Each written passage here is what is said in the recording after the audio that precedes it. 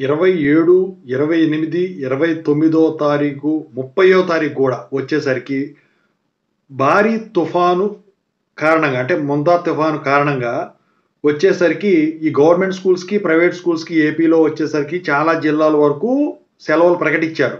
అదేవిధంగా JNTU Kakinada mid exams ఏవైతే రేపటి నుంచి జరగాల్సినవి ఉన్నావో అవి కూడా పోస్ట్‌పోన్ చేసి రీషెడ్యూల్ డేట్స్ అనేవి తర్వాత ఇస్తామని చెప్పేసి చెప్పడం జరిగింది. మరి ఇప్పుడు వచ్చేసరికి diploma exams APO వాళ్ళయి C20, C16 ఏవైతే జరుగుతున్నాయో అవిని C23 జరగబోయి ఏవైతే ఉన్నాయో అవి కూడా పోస్ట్‌పోన్ చేస్తారా అని చెప్పేసి స్టూడెంట్స్ అడుగుతా ఉన్నారు. ఎందుకంటే పెద్దవాళ్ళు బీటెక్‌కి వచ్చిన వాళ్ళకే పోస్ట్‌పోన్ చేస్తున్నారు. మరి డిప్లొమా వాళ్ళు చిన్నపిల్లలు కదా వాళ్ళకి కూడా పోస్ట్‌పోన్ చేస్తారా అని చెప్పేసి.